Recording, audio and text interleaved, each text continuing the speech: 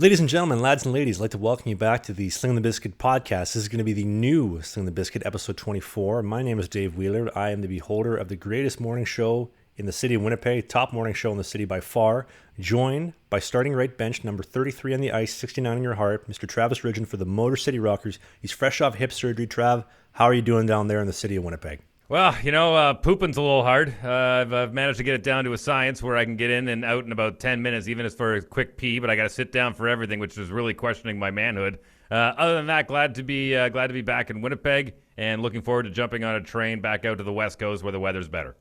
I think you missed one thing. It's almost as bad as recording a whole podcast and forgetting that you hit record, or that you didn't hit record, and then having to restart, which we just did. But we're on take 2 of the podcast. Been doing this 25 years. If I had a nickel for every time that's happened to me, I'd probably have at least $2. Does it actually happen a lot? In all seriousness? Yeah. It happens more often than not. There was times I was in the middle of an interview with. Do you remember I Mother Earth? One more astronaut. I know I Mother Earth. Yep. So I'm in the middle of an interview with Edwin, their lead singer, and I've only got about 20 minutes with this guy. And about 15 minutes in, I'm like, Edwin, how would you feel about starting over? Because I did not record any of this. And he laughed, and he's like, totally cool. And he was cool about it, which was awesome. But yeah, I was so embarrassed. That's tough. Because you're wasting people's time. But I think that it comes back to something we talked about, on one of the earlier on episodes, is like when you admit that you messed up and you're like, hey man, I'm really sorry. Like if you're going for a handshake and you give the guy a wet noodle, or like you accidentally grab his like thumb and you're like, oh God, now this is awkward for the both of us. And you're like, listen, I screwed up. I would like to do this right. Can we try this again? I think that goes a long way with people. I did that with Kevin Glenn after a football game one time. We were at Earl's Polo Park, and I was like, hey, Kevin, good to see you, man. I went in for the handshake, and he went in for the fist bump, and so I just grabbed his fist, and I just shook it. For those listening that don't know who Kevin Glenn is, the legendary starting quarterback for the Winnipeg Blue Bombers in the CFL, Canadian Football League. If you're not from Canada, you may know it also as the Cartoon Football League or the Comedy Football League. But whoa, it's who calls it that? That was fighting words. I heard that a few times. Listen, I know we're going to get into this later, but some of the crap that the NFL pulled over the past couple of weeks, no, that's the Clown League. Yes, absolutely. Yeah, you want to, we'll save that for later because we're going to get heated and we want to keep it relatively calm moving forward. But fine. Speaking of, yes, calm down, Dave. Relax. Easy, boy. Easy. Well, a couple things worth mentioning right off the hop. The podcast is, I'm a broken record, and I apologize. The podcast has been growing like wildfire the last couple months since Dave joined me back in the end of July, beginning of August.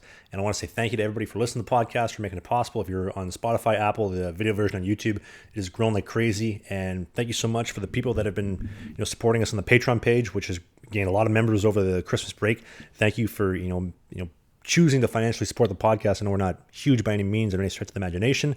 But if you're not on the Patreon page, I just got these rookie cards printed from my time in Motor City, and I'll throw up a little graphic on the screen here in the video version. But they're these limited edition custom rookie cards with some stats in the back, which I know there's not many, but there are some stats in the back and some cool graphics in the front. And then same thing for my time in Sweden last year, graphics in the front, graphics in the back. And if you are a Patreon member, those are free. It is $5 to join the Patreon page. Pledge as much or as little as you like, and you can help support us. And we'll keep this the podcast rolling. And thank you to our amazing Patreon members from, Mark Alfred, Braden Evans, U.S. Marine, former Marine, and personal friend of mine, Rich Silva. You are the man, Rich. Gary DeVito. Everybody on the Patreon page. Thank you for recently joining and supporting the podcast. And also, I hope this doesn't come across, pumping our tires too much. But I've had a couple messages from personal friends lately mentioning that the podcast has been really enjoyable to listen compared to the original version, and that they almost enjoy it better than Spit and Chicklets, which I find hard to believe because that's an absolute juggernaut of a podcast, the media empire over at Barstool. But I guess people are taking well to the podcast. We got Jordan Bennington liking the clips we're posting of him the last couple of weeks. The Tragically Hip reshared our podcast episode earlier today. It's been a crazy last couple of weeks with this podcast with you, Dave. Well, listen, I know we're going to get into a few topics here right off the bat, but I was half kidding off the top of the show. But I'm actually genuinely curious to know, how is going to the restroom with a new hip? It's good. I think the best comparison would be when you're on a road trip, you go to the bathroom, like the public restroom, and that it's, that toilet has seen some disgusting things and some scary things in its time. And you put down like 10 layers of toilet paper over the seat to make your own like makeshift toilet seat, and then you get like the tricep dip going. You hold on to like the holy shit handle, and then you just dip down. That's basically what I do every time, whether the toilet's clean or not. I have to do that, so I'm not putting too much flexion on the hip.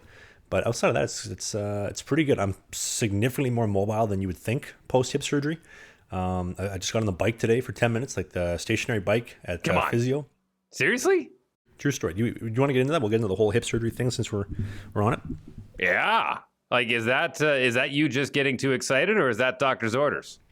So that is doctor's orders. So I guess we'll start from so hip surgery. I came home, was basically a vegetable for a day, 2 days, where everywhere I walked was with crutches. I couldn't get anywhere without crutches. Going up and down the stairs was like a 10-minute ordeal going up like 15 steps of stairs. Whoa, hang on, let's start from the very beginning. So you walk into the hospital, an able-bodied human, a lot of pain in your hip, and then you meet the what hospital was it, by the way? This was the Pan Am Clinic in Winnipeg. Oh, great spot. Dr. McDonald's down there, good friend. So you walk into the Pan Am Clinic just off Pembina just off what would that be? Taylor? I think it's Taylor. Yeah. Okay. We'll go just off Grant. Maybe between Grant and Taylor. We'll go with that. So you walk in there to the amazing staff, and they say, "Hey, Travis, glad to see you have your cameras. Please set up wherever you like. We'd like to record this entire surgery." Nope, that was absolutely the opposite of what happened. So they brought me in. I ended up sitting in the waiting room. So they sit you down in a bed. They get you set up in all the gear, the hairnets, the whole uniform they have to give me. And I sit there for about an hour and a half waiting for them to finish up the previous surgery so that I could take over the room myself. And so one of the nurses comes in. I'm like, yes, they're going to take me in. It's time. It's, John Cena. It's time. Let's go. And she says to me, she's like, "Sir, it has come to my attention that you have a YouTube channel." And I said, "Yes, ma'am, I do." She says, "Listen, I love YouTube. My kids watch it all the time, but we can't have you filming anything in here." And I said, "Why is that?" She's like, "Well, nobody signed off on any paperwork consenting to your video, so we're gonna have to ask you to put them away and not record anything on the premises." And I said, "Well, what if you guys just get out of the shot and just have me in there? Like, I'll give you my phone, you could film me later." And they're like, "Well, we don't have paperwork that you consented." I'm like, "Lady, I'm telling you right now, I consent. Film anything, anything you want. I'm unconscious. I'm not gonna remember it." Right. And "Sir, I'm gonna ask for your cameras here, please." Well, little did she know. So I gave her my cameras.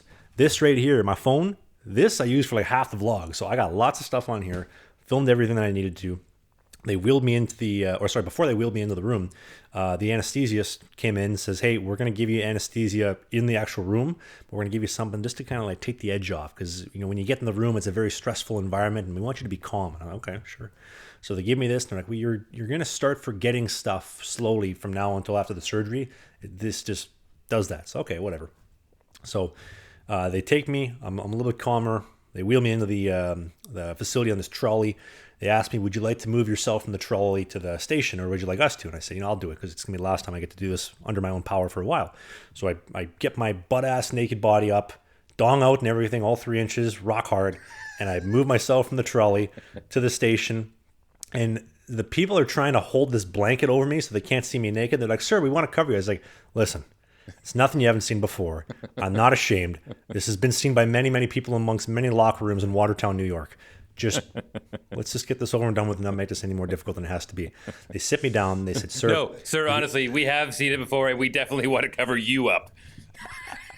Is that a third ball? So, "Sir, you have this underwear called Sheath. You should really look into it." You really should, but I think the first indicator that you needed one was that we want to cover it up because it looks like a piece of cauliflower. But we'll get to that in a second. By the way, shout out to our amazing presenting sponsor from the team. Yeah, we'll get to that. We'll get to that in a sec. Yeah, we'll get there eventually. It's in the words of John Bon Jovi. Whoa, we're halfway there. Yeah. So they say to me, "Sir, we're going to give you anesthesia. You have two options. We can give you a spinal injection. It's very calming. It's very nice." And the anesthesiologist was trying to pitch me on. He's like, "I like this myself. This is how I like to get knocked out." And I said, "Well, what's the downside?" He's like, "Well, there's a very slim chance we paralyze you by accident." I'm like, Nope. What's the other option?" "Well, we can just put a tube down your throat." "That's the one. Yeah, give it to me." So I lay down, and the doctor says, "This is going to happen very quickly.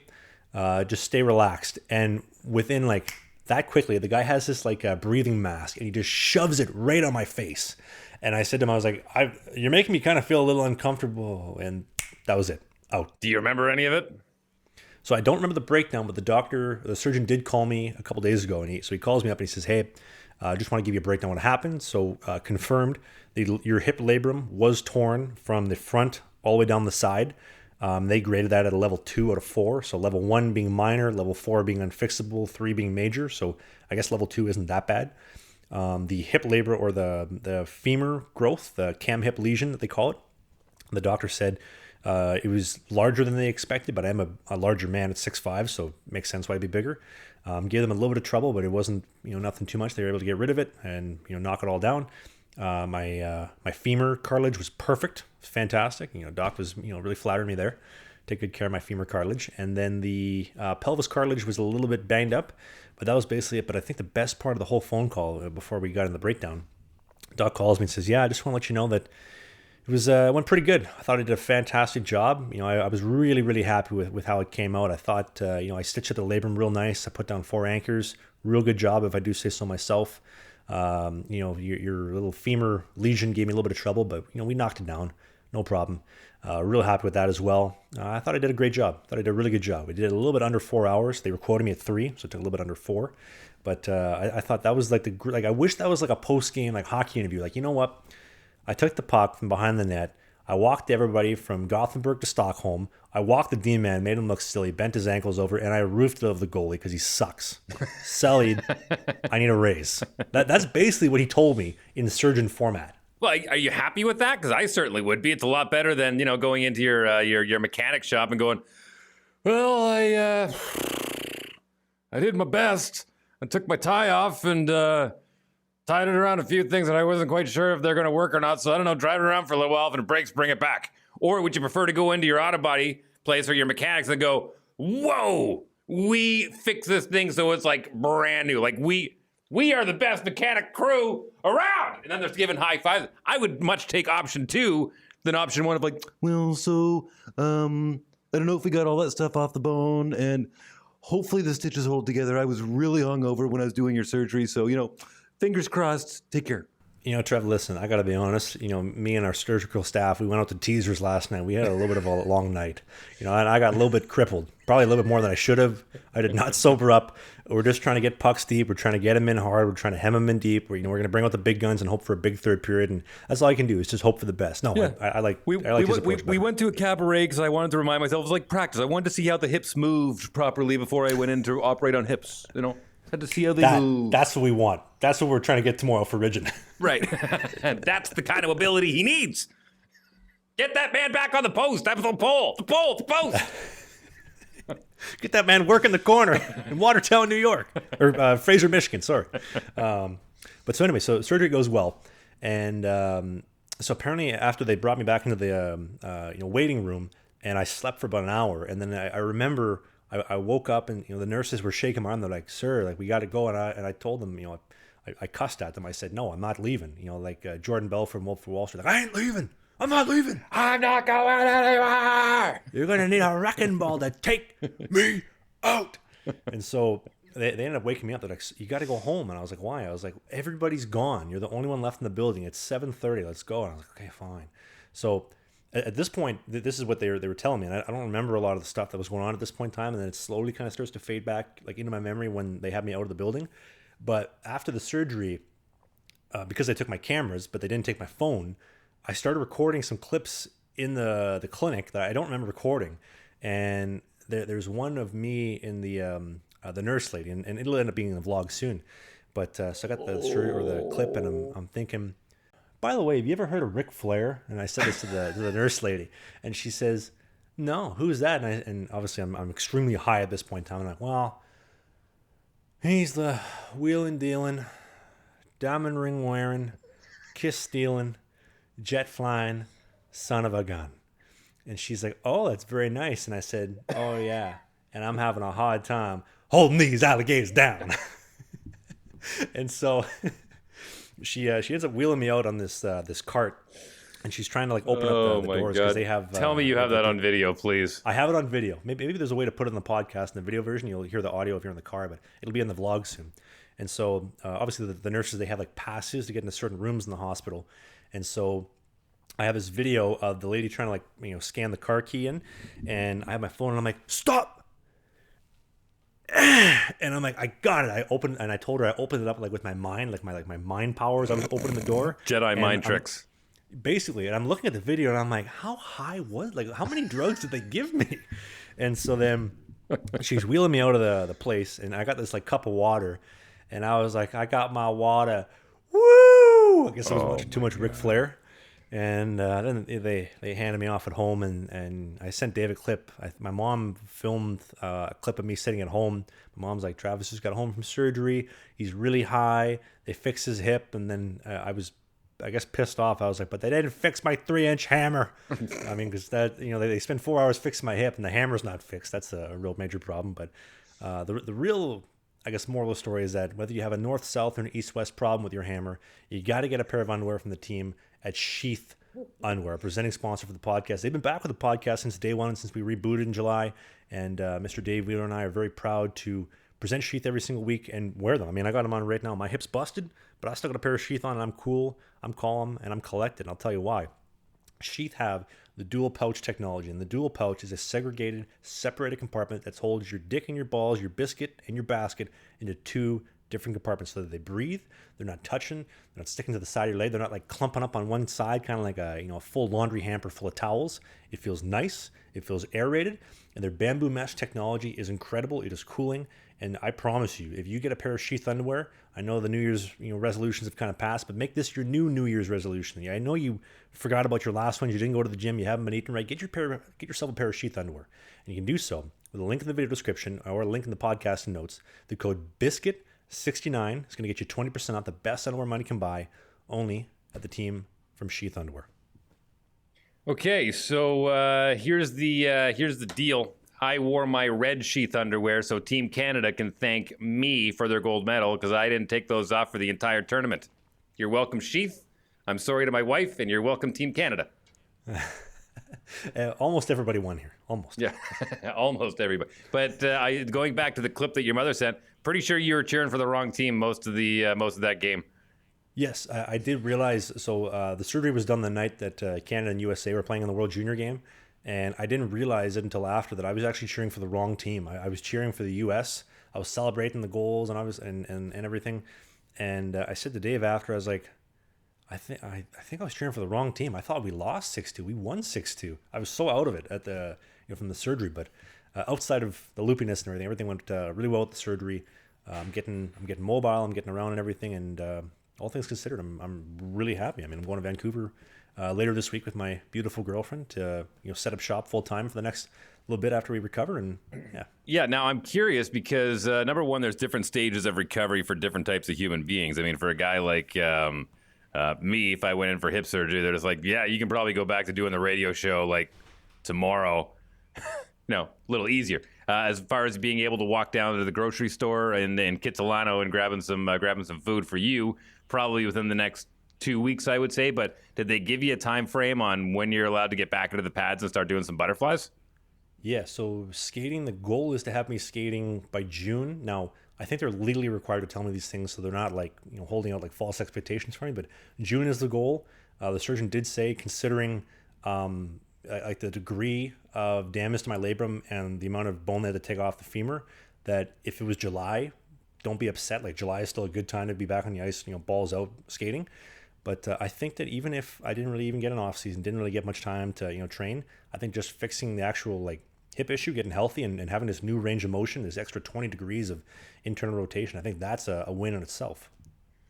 Yeah, I would agree. And listen, I mean, you don't really have to turn on the jets until September when camps start, right? So that's only if I'm going to Europe, though. So if I go to Europe, we'll be reporting sometime September. I think September 15th-ish, maybe September 1st, depending on, obviously, my girlfriend, her birthday's on September the 1st, so maybe either report for September the 2nd, understandably so. Is she a Virgo?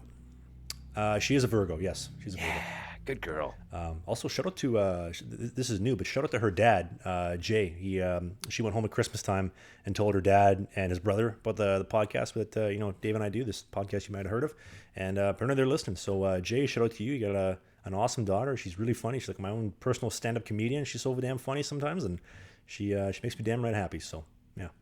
Wow, you are so Green. You think it's like, oh, cool. I got my girlfriend's dad. Listen to the pod. He must be a big hockey fan. No, he's vetting you, you dummy. He's trying to figure out. Let's find out how big of a scumbag this guy is playing professional hockey all over the inland Northwest. That's what is his name? Jay? Is it Jay? Smart man, Jay. Smart man. From one father to another. I feel you. Nice work. And you're not wrong about him. Trying to get better every single day here, but anyway, one side note I did want to tell. So right before I came back from Vancouver to Winnipeg about 2 weeks ago, the massive snowstorm blizzard in Vancouver, Victoria and I, we were walking downtown Vancouver by a waterfront station, and we were going to go for coffee, and this massive blizzard was happening. There was snow everywhere, and we saw this one girl walking down, and she was wearing like a tight skirt, and her jugs were hanging out. And I said to Victoria, it's like -10 in Vancouver, which to them might as well be -40 here. And I was like, how is this girl not cold? And she's like, Travis, didn't you know hose never get cold? I was like, she's got a good point. She's got a good point. You know why? Because they have warm hearts. Yep. We'll leave it at that. Yeah. Okay. Good point. By the way, I want to go back to the World Juniors for a second. Connor Bedard's pretty good, huh? I heard he's okay. I heard Bettman's going to rig the draft, though. Jeez. Well, okay, here's the deal. So, unless you have a CHL hockey team in your city, from Everett down to Portland, all the way out to the East Coast, there's a lot of junior hockey out there, especially in the U.S. You got a bunch here and there. Unless you have an opportunity to see him play at your rink, which we've been lucky enough in Winnipeg to have him play with the Regina Pats at the Ice Cave at the Wayne Fleming Arena at the U of M campus. You got to wait for the World Junior Hockey Championships to really kind of see all of these scouts that are ranking these guys, like Bob McKenzie putting guys in different spots. And you got to go, okay, this Connor Bedard kid, another generational talent. And they just seem to be coming out of the woodworks every year. But this kid blew my mind. Number one, it's one thing to go out and beat Eberle's record, which is a fairly new record. Another thing to go out and beat Eric Lindros's record of most points in the entire tournament. That's impressive. And then to find out that the kid's 17 years old and he's only 5'10", and he shoots the puck like he's an 8'10" giant. That is mind-blowing to me. That kid has got skill. Now, I'm still a little questionable on a few parts of his game, but as far as a pure goal-scoring talent, I mean, the guy's not going to win the Selke anytime soon when he gets into the league, but my God, talk about a pure sniper. That's impressive. And that 5'10" is on a good day after being on the stretch machine. Like, he's really, really tiny, all things considered. So are we looking like a Paul Correa type now? Like maybe you're not going to get a full 20 years out of this guy because he's going to get banged around a lot. Like, unless you hire a Dave Semenko or Ryan Reeves more recently, unless you hire a guy like that who's going to be his watchdog, you'll be lucky to get 8-9 years out of that guy before he's ready to pack it in. See, I think you're asking the wrong guy, because as a goaltender, me and I think the entire goaltending world has been conditioned to believe that anything under 6'2" is not acceptable at NHL level. Like, you have to be 6'2" minimum, preferably 6'3" to 6'5" in that ballpark, and anything less doesn't work. So, like, to see a 5'9" guy 16 like that is kind of crazy. I mean, even like a UC Saros, 65 saves the other day. I know it's a little bit off topic, but like, you don't see a lot of small guys for many reasons. But it's a big guy's game. It's a game for men. Yeah, sure. But then you look at a guy like Dominic Hasek, who dominated. They actually called him the Dominator, and he wasn't 6 feet. No, but that's also a different time where. So, a friend of mine, Callie Klang, he was drafted by Pittsburgh, now traded to the Ducks organization. But he was telling me when he was going through the draft, a bunch of scouts and GMs said, if you're not 6'2" plus, we don't look at you. And he's 6'3", so he's lucky to be in that situation.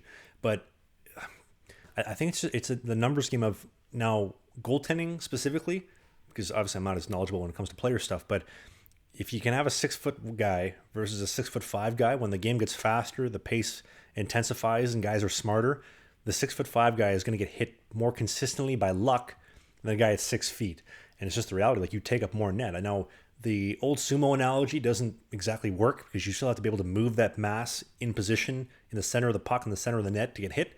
But when you're 6'5" compared to 6'1", There's just no space in today's game for guys like that. You see in minor pro, obviously in the Fed Zeno where I'm at, there was actually a decent amount of guys who, 6'2", 6'3". I was still the tallest goalie in the league at 6'5", but really, I'm going to say 4 guys, maybe under 6 feet, maybe 3. There's not a lot of guys that are short even at the Fed Zeno level, and that's not the NHL. By the way, I'd like to point out that Chaz Lucius, who scored a hat trick in the bronze medal winning game, including the overtime winner, property of my Winnipeg Jets, baby. Yeah, 6'1", 185 from Minnesota, University of Minnesota Gopher. Yeah, let's go. Chaz Michaels is figure skating. I won a lifetime Christina Yamaguchi award. I am figure skating. Yeah, Faith Hill used to make these diaper bags for her. Chaz Michaels also showed up in the Wedding Crashers. Yes, Ma, the meatloaf. Now! I don't even know what she's doing back there. Crazy. Funerals. The chicks are so horny. Their nature is aphrodisiac. It's not even fair. It's like fishing in a barrel with dynamite. Anyways, Chad Lucius, property of the Winnipeg Jets. Yeah, that's awesome. Honestly, I went into the tournament thinking, all right, because we talked about this over the summer when all of that stuff was coming out about Team Canada and all the sponsors pulled and whatnot. And so I kind of went into this one going, listen, I'm just going to report on it. I'm not going to, sink my heart into it. But once that gold medal game came around, I was sitting there like every other Canadian in front of their television, just chewing my nails, trying to figure out why they couldn't get the puck out of their own zone and just praying that we got ourselves an overtime winner. And boy, howdy, we sure did. You support Canada, but I was really hoping Slovakia would pull off the comeback against Canada because it wasn't Slovakia. Adam Gajan, it was the Czechs. Czechia. No, the Slovak goalie in the Slovak game, the overtime game, the 4-3 game. Okay. When they're getting outshot 60-20, and the game is 3-3 in overtime. If Slovakia pulled off that win, that would have been the greatest performance in World Junior history. Period. Slovaks have never beaten Canada. You have this kid, Adam Gajan, who's not even playing in the USHL. He's playing in the NUL. It'd be the equivalent of a guy coming from the MJ, the Manitoba Junior Hockey League, to play for Team Canada, the World Juniors, and knocking out, let's say, Team USA. But it wouldn't even be Canada versus USA. It would be, a country like Slovakia versus Canada. Like, that's the equivalent. It's mind blowing. And that's why I love this tournament. It puts guys that you'd never think about on your radar, right? Well, one thing that I did notice. So he committed to the University of Minnesota Duluth about 2 weeks before the tournament. Man, did he play himself. If he would have just been like, you know what, let's wait till after Christmas, everybody would have been knocking down his door trying to get a commitment out of him. Hey, Minnesota Duluth is a great school. He's lucky to be going there. It's a great school, but imagine what you could have got after that performance when everybody in the NCAA's knocking down your door to get a signing out of you. Yeah, well, maybe he could have went straight to pro. Who knows? That's true. Maybe he could have got signed by the Motor City Rockers. One can only dream. Yeah. Let's not put that in the university. We got some other things to worry about at this point in time. Do you want to get into a little bit of Fed Zeno talk? Yeah, let's go. Since I brought up the Rockers, what's going on? They're still popping up in my YouTube feed. Yes, they are. A lot of people still asking, hey, I'm at the Motor City game in Columbus, Georgia. I'm at the Motor City game in Danbury, Connecticut. Are you here, Trav? And I responded to them, no, I'm actually at home. I have a busted hip. I'm getting surgery. Have you not been following along? Oh, I didn't know. But so I'm obviously done for the season, as we've documented on the podcast and the vlog. But so the whole Motor City situation, people have been asking, am I going to resign in Motor City? Am I going to go somewhere else? Am I going to go back to Europe? And just kind of wanted to give a little bit of a little update for that situation. So we talked about it last podcast. So Motor City put me on season-ending injury reserve, which when you put on season-ending injury reserve, the team retains your rights. So I'm done for the season. They withhold my rights. I am still Motor City property. Now, this is... I'm not going to give my opinion on this, but so when you put on season-ending injury reserve to retain your rights, you're supposed to pay the player. If you want to own their rights, you have to pay them. They have opted not to pay me. I'm not upset about that at all. And as a matter of fact, somebody on this podcast, Mr. Dave Wheeler, I don't think you've ever dealt with that before. You ever had a contract where somebody's not paid you what you're owed? You ever had that? No? I hear a voice. I think it's my lawyer screaming from miles away in downtown Winnipeg, where he's saying, we're still litigating. 5 years, going on 5 years, man. Not fun. Yeah. So you're trying to get $125 a week out of whoever you're... Yeah, something like that. Yeah. Yeah, okay. Something like that. Anyway, as we digress, there will be a day where we talk about that with Dave, but sure. Obviously not now. One day. So Motor City is retaining my rights as I'm on season-ending IR. They will hold my rights until I believe the middle of May when the expansion draft comes. Now, with the expansion draft, there's 2 new teams. One in Baton Rouge, Louisiana. One's supposed to be in some weird town in Virginia that I don't quite remember. I was told the guy who owns the Virginia team ran out of money, but I was recently told that apparently he's got more money now. So I don't know if somebody loaned him money or he just like found money, or I don't know what the case was, but apparently they're back in the mix. There's going to be 2 new teams next year. And so that expansion draft, if Motor City doesn't protect me, which I would assume they're not going to, just assuming at this point in time, that Baton Rouge or Virginia would have the rights to pick Well, me how up. can they protect you if they're not paying you? We talked about this last week. Yeah, and I still don't get it. The Fedzino is the wild, wild west. And what rule book are we playing by today? Right. That's the reality of it. And I think that in the last couple of years, I've become a little more spiritual, a believer in God and the universe. Not to get too crazy on you, but I do believe there's a higher power watching out, and all the things that happen in Motor City and this situation specifically will even out in the wash. And with my new acquired hip or less than hip, things are going to work out next season no matter where I go. I firmly believe it, and it's just God's plan. But and I think that takes a little bit of pressure off, trying to put pressure on myself to make things happen, as opposed to like they're going to happen or they're not. I'm just playing the game, and we're just trying to hope for some bounces to go our way. Cliche, but it's the way that things go. So expansion draft will come by. They pick me or they don't. I'm not going to say what teams, but I have been reached out to by 2 teams in the Fed that have talked to me about signing for next year if Motor City doesn't. So there's a very good chance that I will be in the Fed for next season. There also is the option of going back to Europe, Scandinavia specifically, where I was so happy. Obviously, my agent and I, we have some things to discuss about that, about pay, level, where I want to go, all these types of things. But at the end of the day, I want to play hockey, and I want to play at a high level. I want to start games. I want to prove my worth, and I don't do it for the money. I don't do it because I'm getting rich in the Fed. I do it because I love doing this. And somebody asked in the last podcast, do you fall out of love with the game when you have guys like scumbag Gary Gill in Binghamton, not paying guys and pulling the strings for you, or some guys in Sweden or some guys in Germany not paying out contracts? Like, yeah, the business side makes you fall out of love a little bit, but I personally remind myself that there's a reason why I do this, because this beats digging ditches, as somebody else in this podcast likes to say. It beats working a day job, and I love stopping pucks. It's the greatest thing on earth. Where do you prioritize your checklist? Is it getting starts? Is it playing in front of fans? Is it money? Is it location? Is it standard of team? What is it in what order do you place things as far as the importance of where you want to play? That's a great question, actually. So I would say in this order. So number 1 is the career outlook. So let's just say I'm a free agent. I've never played in the Fed. Motor City wants to sign me. Okay, well, am I going to play? Yes or no? If so, how many games? How good is the team? Is there a good defensive structure in front of me? Am I going to be enabled to succeed, or am I going to be behind 70 shots a night and be giving up 9 goals a game? Because I don't want to be giving up 9 goals a game, but it could potentially be a good opportunity to develop my game under that firepower every single night. So that's number 1, first and foremost. Will I have suitable living conditions? Realistically, I can make anything work because I'm not going for a vacation. I know that, Fraser, Michigan is not, a hotbed for vacations, and, neither are none of the other places, but that's number 2. The pay really doesn't matter to me. As long as the podcast is around and the vlog keeps going, I will survive financially. But the hockey side is what matters the most to me, and being happy playing the game. And then also, this is more of a recent addition, is can I bring my girlfriend and not worry about her getting shanked in the middle of the night in a crime-ridden city? That's a serious concern that I have. In Fraser, this is weird. In Fraser, they don't have any night lights. At nighttime, there's no street lights. Street lights, okay, like night lights. I thought you meant the little ones plugged into the wall in the hallway. They don't have any night lights.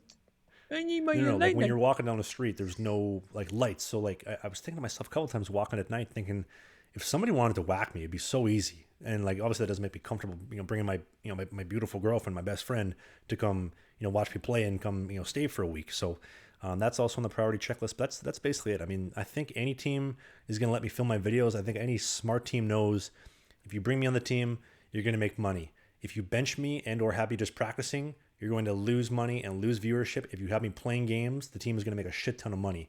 Which, I mean, to bring back to the Motor City situation, I kind of confused about the whole trade situation offer, and with 3 different offers for me declining every single time, why you wouldn't have me play games to appreciate your asset by having me sit. You've just depreciated your asset. So if, let's say, you gave me 5 games, you would trade me for significantly more and have a higher asking price than if you tried trading me today, where I have 44 minutes of game time. So just on a business level, that doesn't make sense, but that's all. That's how my brain works. That's what I see. So. Yeah, well, listen, it's no different than what I've mentioned before. A lot of times, the American League and the NHL has some big differences, and one of the big differences to me that I've noticed is passing. Really, in the grand scheme of things, the passes in the NHL, they're crisp, they're on the tape, and they don't miss. In the American Hockey League, you're going to have guys, and they may miss by a couple inches, which could really stop a stride. So no different than the way business is run. It's going to be ran better the more you move up. And as much as the Fedzino is a development league, it's not just for the players. Sometimes it's for ownership too. Sometimes it's for managers too. Sometimes it's for coaches as well. I mean, if they can prove that they can do well at that level, they get to move up. And sometimes they stumble in the process.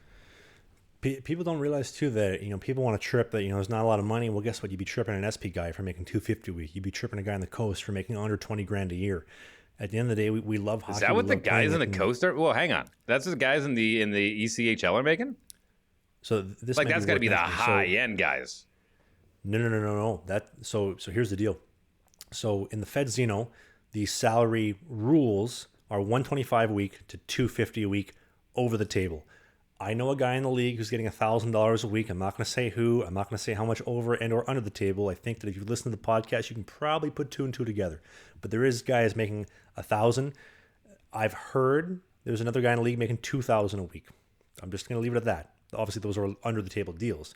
In the SP, I believe it's $250 a week to $400 a week. That's the max. Obviously, you can do a little bit under the table as well.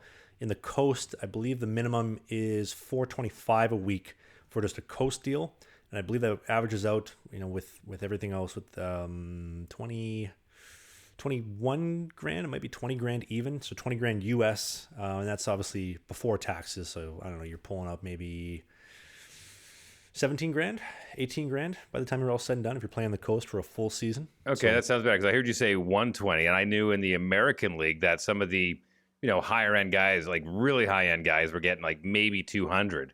250 at most, and most guys are kind of floating around 60, 70, 80 a year. Yeah, the sad thing is if you're playing in the American League, there's a good chance you're making less than a high school teacher, realistically speaking. Oh, 100%. And you're doing it for the love of the game. You're not getting rich off it. You're not retiring early. It's because you love hockey. Yeah.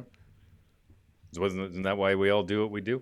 That's why I'm here with you every week, Travis Ridgen. I don't do it for the money, man. I don't do it for the money. I do it because I love you and I love this podcast.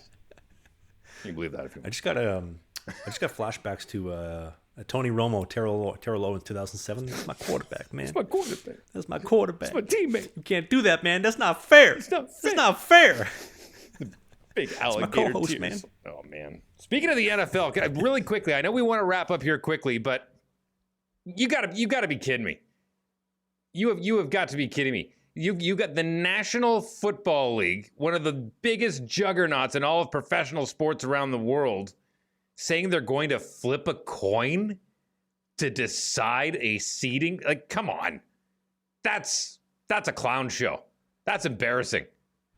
I'm gonna leave one comment here, and I'll leave it at that. I'll let you take it from here, Dave. There was a clip last night at the time of recording this of one of the Packers players shoving one of the medical staffs for, was it Buffalo or was it somebody else last night? No, it was the Detroit Lions. Detroit Lions. So yeah, one of the medical staff was out there. I don't know what, for whatever reason, one of the Green Bay guys shoves the medical staff when he's trying to help somebody. In professional hockey, at least, the way that it works, your equipment staff and your medical staff are like Jesus Christ. Yeah, like, they're you gold. Don't question them. They're literally gold. You tip them out at the end of the year. You say thank you. Like, they have more power than you believe. Like, totally. If our shout out to our equipment trainer in Motor City, Seth. If he comes up to our GM and says, "Listen, Trav's a scumbag. Get rid of him," they're getting rid of me. It's simple as that. So you treat those people like gold, and you treat them with class. To shove the other team's medical staff, I don't know if it was an accident or in the moment. I saw a clip of the guy. He was crying before he even got off the field because I think he realized what he did. But like, dude, you got to give your head a shake. Be a professional. You can't do that kind of stuff. I get it, and I don't know what the context was. I don't know if they've had beef. The players, honestly, after a guy goes down, you just go back to your bench. You shouldn't even be allowed to hang around. That should be a general rule. But I just want to go back to the whole Damar Hamlin thing. I know it's a couple of weeks old right now, but and I know this may sound controversial a little bit, and hear me out for a second before you jump down my throat and say I'm an insensitive a-hole. After Damar Hamlin hit the turf and went down, everyone went, oh, good, geez, like that's something really serious. Nobody really knew what it was. He had to get defibbed on the field twice. And so we obviously know it's something cardiac. So they managed to get his heart going again, got him in the ambulance, got him out of the hospital. At that point, they decided to be like, hey, everyone go back into the locker room. Take a few moments. We're going to come back and finish the game. The fact that they didn't finish that game, I think, was such BS posturing by the league to be like, oh, well, listen, because of the situation and with him being ambulanced off the field, we just thought, in poor taste to continue out the game. Yeah, that is the worst virtue signaling I have ever seen. You got Tua Tagovailoa, the quarterback for the Miami Dolphins, Tua Tagovailoa. I think I'm saying that right. Really tough Samoan name. Anyways, heck of a quarterback. Young rising star. They pull this guy off after they think he has a major concussion. They go, hey man, how many fingers am I holding up? And he says, green. And they say, good enough. Get him back out there.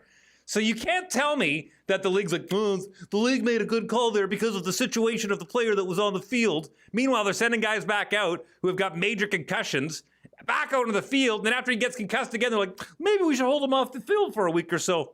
Just see if he can count his own toes. And then to cancel a game and then to resort to, well, since we canceled the game because we're so good and we care about our players so much, we're going to do a coin flip because we feel that's just really safe. That is some of the dumbest. You talked about bad business being run in the Fed Zeno as far as how to handle players. That was dumb from what is supposed to be the absolute gold standard about how you run a league in the National Football League. Brutal. People love professional sports because it's entertainment. People want to be entertained. But the reality is, whether we're talking the NFL, the NBA, the NHL, or where I play in the FPHL, the Fed Zeno, we are all assets. We are meat on a hook. We're just meat sticks, essentially. Yeah. And the league, the owners, the people who are the gatekeepers don't give a shit about us. For me, I got hip surgery. The second I needed hip surgery, I ain't useful anymore. They don't want to pay me. Bye-bye. Damar Hamlin, they virtual signal that, listen, we care. We're going to sell merch because, the guy was hurt. Trust me, the first thing that came up in that office, in that management's room, was how are we going to replace him? Who's going to play that position next week? The Tua situation in Miami, we don't give a shit about that guy's health. We need wins. We need this guy to throw the ball. They don't care. All this virtual signaling in professional sports, I wish that they would just get rid of it. All these Jersey nights and all these celebrations for these like crazy woke left political movements in the NHL. I'm sick and tired of this shit because all it is just a way for them to make money. Listen, we care. We pretend to care when in reality the real issues are not getting solved. The money that is being made by the league and the teams are not going to solve anything. Do you not think that Toronto Maple Leafs, if they wanted to get clean drinking water for reserves up in northern Alberta, they could fix that? Absolutely, they could. Listen, there's a reason why they call them promotional nights, because they're promoting their team to try and get more people to come to the rink or the stadium or the arena or whatever it is to put your butt in the seat so you'll buy more hot dogs and beer. Period. You have stuff like that, and then you have federal legend Joe Pace trying to make shootouts at the end of warm-ups to get you in earlier, to buy popcorn and to buy beer before the game starts so that you're drinking, you have more popcorn, you're thirstier, you're drinking more beer after that. Like, by the way, I would like to state just for the record, not to get too far carried away, I've heard a lot of nasty stories in the Fed Zeno from Dirtbag Gary in Binghamton taking guys' checks, and when he got fired the other week, taking all the brownies with him. The guy's like 300 pounds, by the way, if you didn't get that joke. To all the other stuff in the Fed Zeno. Joe Pace, I have heard a million stories about. I have never heard one negative, bad thing about Joe Pace. I've only heard that he takes care of guys, and he is the guy you want to play for. This guy is 41 years old. He's got 3 kids, by the way, Dave. Not one. He's got 3 kids and a wife. Player, owner, coach, and he blocks more shots than anybody else in the league. He's league leader in block shots, so I'm told, by the Mississippi Seawolves. That's the guy I want to play for. Mm-hmm. I want to play for Joe Pace, not the guy in Binghamton who's just cutting guys' checks and taking people's money and pulling the strings, doing a little dance. Hard to soar like an eagle when you're flying around with turkeys, huh? All right, let's shut this down before we get in any more trouble, all right? Yeah, we should. One last thing I wanted to leave you with before we cap off for the week. So we mentioned that I was going to be going from Vancouver to Winnipeg to get my surgery, and then Winnipeg back to Vancouver. We talked about train versus plane and all the pros and cons last week. You mentioned that I should get somebody to spot me for the duration of my trip. Yeah. So I submitted all my paperwork to VIA again. So the VIA Rail in Canada is the train network in Canada. And I was going to be taking the 2.5 day train from Winnipeg on this Thursday. It's about a 2.5 day trip from Winnipeg to Vancouver. And so I bought a berth sleeper. I think it was about $1,000 discounted, 50% off for $500. It might have been like $470 or something. And I submitted all my medical documents from the surgeon, and they gave me an upgrade. They upgraded me to a private cabin for two, which is a $3,000 cabin, all for my $475 ticket. So I have electrical outlets. I have a laying flat bed. They're going to hook me up with room service. They're going to have somebody bring me my meals if need be. When I get to the station on Thursday, they give me a number to call, and the baggage department is going to come. They're going to bring out everybody. They're going to wheel me into the center. They're going to check me in. They're going to wheel my bags in. They're going to wheel me up to the train. They're going to take care of me, which is awesome. They shout out to VIA. And that was all squared away. Then they called me back the other day. They said, "Sir, do you have somebody to give you to be like your caregiver and help you with some things that we can't help you with?" And I said, "What do you mean?" And they're like, "Well, helping you shower and helping you do personal stuff." I was like, "Oh, I never thought about that. Can I bring somebody?" They said, "Yeah, you can bring anybody you want. Just let us know and we'll pencil it in." So I call up my beautiful, stunning, smartest woman in the world, Victoria, and I said, "Honey, do you want to come on a train trip with me and be stuck with me for 2.5 days in the train?" She said, "Well, at work." I said, "That's okay. I'll get you a plane ticket. You come fly here and then you can join me on the trip." So she says, "Sure." She booked the time off work. She's going to fly here on Thursday and she's joining me on the trip. So for $470, VIA gave me a $3,000 cabin for two, meals included, shower, private bathroom, private shower, everything, and a spot for my woman for a 2.5 day trip. Shout out to VIA. It's going to be awesome. Okay, and I'm she gets excited. to meet Mom. Come on. She does get to meet my mom. She does get to meet my mom. That is so cool. Tell your mom I said hi, by the way.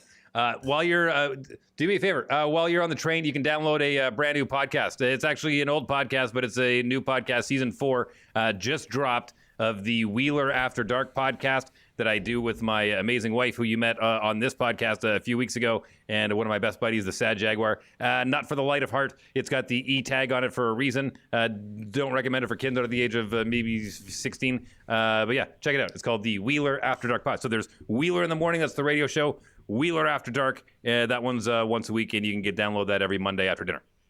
And your morning radio show, where do you work again, Dave? Remind everybody that Energy 106 every morning, 6 to 10 a.m. Central. You can download that on your favorite podcast platform, Wheeler in the Morning. Yes, and just reminded everybody, thank you so much for listening. If you enjoyed the podcast, we do a new episode every Sunday. We'd love to see you out for the next Spotify, Apple, Google Podcast, or YouTube video version. If you're on the video version, subscribe, hit the like button, leave a comment. Let's talk. Let's start a conversation. We'd like to hear from you, how you're liking the podcast moving forward. Leave a review on the Spotify and the Apple. It takes a couple seconds. I know Dave is big on the reviews. We'd love to have you do a review. If you want to join the Patreon page, it's $5 a month to sign up and to start. And we got some perks coming up. Shout out to our amazing team, the team at Sheath Underwear, for the presenting sponsor. And there's a new episode every Sunday at 11 a.m. Eastern, 10 a.m. in Winnipeg, 9 a.m. in Calgary, 8 on the West Coast, which is Vancouver. I'm going to be in Vancouver next week full-time till September, so 8 a.m. on the Pacific Coast and 11 p.m. in China. Mr. Dave Wheeler, it is a privilege and a pleasure doing this podcast with you. Thank you to everybody for listening, and I cannot wait to see you next week for my new podcasting studio, my new apartment in Vancouver, my beautiful girlfriend, and joined by Mr. Dave Wheeler. We'll see you then. Enjoy the train ride. Welcome back to Slangin The Bizkit, ladies and gentlemen. This is Travis Origin for the Motor City Rockers, coming at you from Vancouver, British Columbia. Thank you, Dave Wheeler, take it away. And guess what? His girlfriend is very sick of hearing it because she thinks, get a new phrase. Buddy, this one's getting old.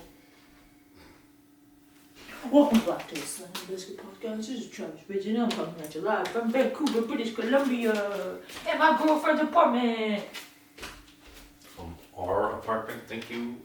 This